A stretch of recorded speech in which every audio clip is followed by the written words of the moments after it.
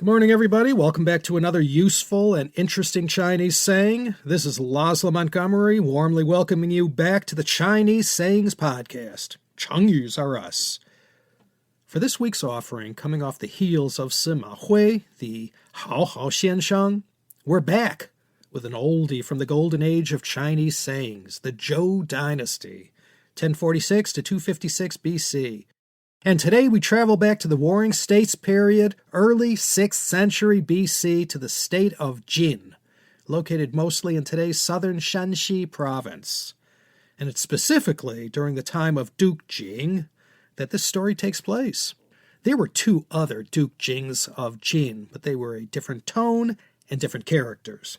Duke Jing, Jin Jing Gong, reigned there from 599 to 581 BC.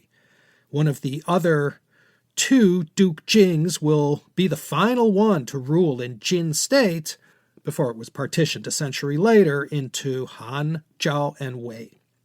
And our story today comes straight to us from Zuo Qiuming's Zuo Zhuan, Mr. Zuo's Annals, which serves as a commentary of the Spring and Autumn Annals, attributed to the great sage himself, Confucius. This story I'm about to tell you can be found in the chapter entitled Cheng Gong Shi Nian. Let's break the four characters down, shall we? Bìng means a disease or sickness. Rù means to enter. Gāo by itself means fat, grease, or oil. And it could also mean a paste or a cream. However, it also has an obscure third definition, meaning the vital organs of the body. The character Huāng in Chinese medicine is the part of the body between the heart and the diaphragm. I'm not sure about today, but back in days of yore, if you had cancer or any serious ailment in this critical layer in your abdomen, it was curtains for you. So, Bìng Rù Gāo Huāng, the disease has entered that part of the body that is incurable. I suppose this one sort of gives itself away as far as its potential meaning is concerned, but we can't say for sure. And it's one heck of a story how we got this one. So let's get to the gushi behind this Chinese saying. Like I said, we're in the final year of the reign of Duke Jing of Jin, 581 BC. One thing about Duke Jing was that he had this very hateful and scheming concubine. And for reasons that are not clear, there ended up being two members of this Zhao family in particular, Zhao Tong and Zhao Kuo, who had somehow earned the concubine's ire. And feeling somewhat miffed and slighted at what these two had said, she went and whispered in the ear of her husband, the Duke, about how these two were up to no good. And she was convincing enough whereby Duke Jing had these two honorable men executed. And not only that, he had their entire families killed as well. The entire Zhao clan. Well, as you can imagine, this whole thing was shocking to many people at the royal court, and several of Duke Jing's closest advisors asked him how he could do such a thing after so many decades and decades of Zhao family loyalty to the Jin royal house. That must have made Duke Jing feel a large degree of remorse because he felt terrible about what he went and did. And to repent, he had one of the sons of a Zhao concubine named as the official heir to the Zhao family name and restored the fortunes of the family by granting this son property and wealth. And in so doing, Duke Jing assuaged his guilt about what he did, exterminating the entire Zhao clan. Well, not long afterwards, Duke Jing had a horrible nightmare where some ghastly spirit with long flowing hair visited him, making a big ruckus and wailing like a banshee. And this being, whatever it was, announced itself as from the Zhao family. And he screeched at Duke Jing for killing him and all his sons. And he told the Duke that heaven had granted him the power to choose a punishment, to make Duke Jing pay for what he had done. The following morning, when he awoke, Duke Jing had his people summon the royal shaman or witch doctor to interpret what in the heck was the meaning of this horrible nightmare and what actions he should take in the face of such threats. The witch doctor arrived on the scene, and as Duke Jing began to recount his memories of the nightmare, this shaman, or Wu, held up his hand to interrupt Duke Jing. And then the witch doctor airily recounted in the minutest detail what the Duke had dreamt that night. The Duke cried out, asking, "What does this mean? How can it be interpreted?" The shaman just looked at him and replied, "You will not live long enough to taste the first harvest of wheat next year."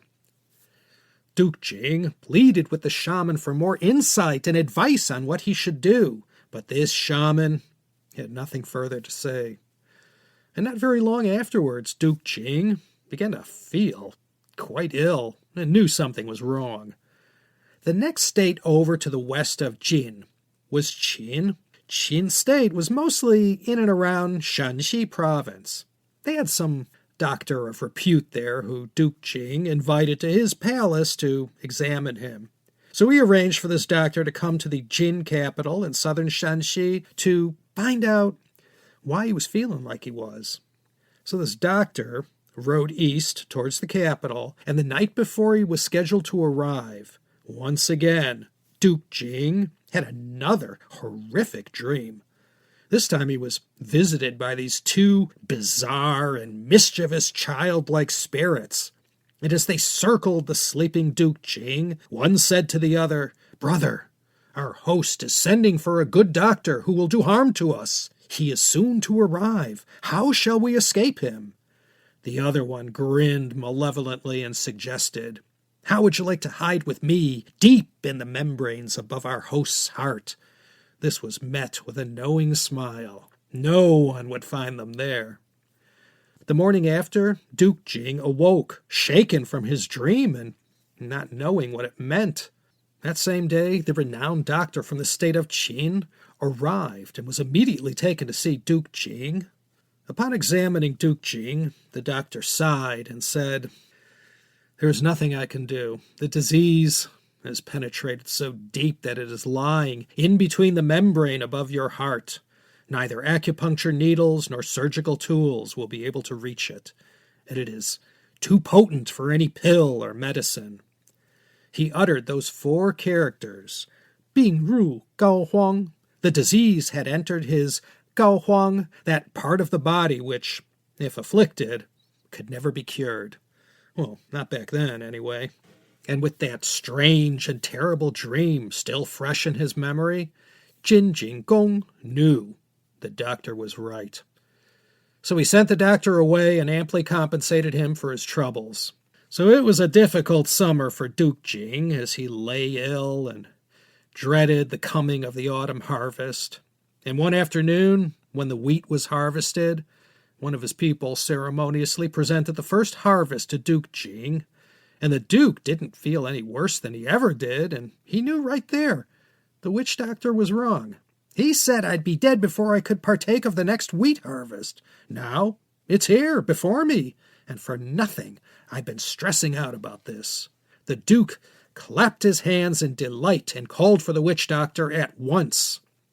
Then he demanded his kitchen staff to grind down the wheat, turn it into flour, and prepare him a meal at once. Not long afterward, the Wu, or witch doctor, he arrived on the scene and faced the Duke in his chambers. And angry Duke Jing grimaced and said to the Wu, "You said I wouldn't live long enough to taste the next harvest of wheat. Yet this day has come, and I'm alive and well, and here before me is a bowl of wheat from the first harvest." And for all the mental agony this Wu had caused to Duke Jing of Jin, he ordered him executed at once, and he was frog-marched out of there and killed. And wouldn't you know it, right at the moment the Duke was about to tuck into this royal dish, he felt a pain in his abdomen that was so great that he knew right away this was it. He was about to die. The sensation in his guts was so painful that he asked to be carried to the water closet, and it was right there on the royal bathroom floor, just like Elvis, that Duke died. And indeed, just as the witch doctor had prognosticated, he did not live to taste anything from the next wheat harvest. And the reason he did not live was because the Bìng Rù Gāo Huāng, the disease, had already entered his Gāo Huāng, that part of the chest in between the heart and the diaphragm, which in Zuo Qiuming's day was a part of the body that was out of reach of any cure or procedure known to humankind at that time. So it's in situations where someone has fallen ill and isn't given long to live, and someone asks if there's any hope. This chengyu is used as a kind of euphemism for saying that it's a terminal illness and no cure exists. It's beyond a cure. But there's another way this idiom could be used, in a less mortal way to humans. Let's say that your life isn't in danger, but you find yourself in a hopeless situation. Bìng Rù Gāo Huāng, nothing can save you. Your goose is cooked. If some information or damaging images were released on social media that incriminates someone or a company, no matter how they try to contain it, forget it. Bìng Rù Gāo Huāng, nothing you can do. It's too late. The damage is done, and whatever is going to happen will happen. Things are beyond repair. The poison is too deep. There's no rectifying the situation or saving the relationship. If relations between countries or between certain ethnic groups get so out of hand and acrimonious that no amount of contrition or diplomatic negotiations can save it, give up. It's over between those two. Bìng Rù Gāo Huāng, it's beyond the point of salvation and nothing can be done to make it better. So no matter whether you're using this saying in the context of a fatal illness or in a hopeless situation where nothing can save you, Bìng Rù Gāo Huāng, the disease has penetrated the Gāo Huāng, that part of your anatomy where you don't want to experience any dreaded disease. I hope no one ever has to use this one anytime soon, but just the same, you might hear someone else utter this one day. So now you're completely wise to the story behind this great chengyu that, as I said, comes to us direct from the chronicles of Zuo Qiuming, known as the Zuo Zhuan. Once again, we salute wonderful Emma, working all hours of the night in the Teacup Chengyu Yanjiu Zhongxin in Edinburgh. Thank you, Emma. And on behalf of everyone here at the main office in Los Angeles, California, this is Laszlo Montgomery wishing y'all the very best and inviting each and every one of yous to come back next time for another exciting episode of the Chinese Sayings Podcast.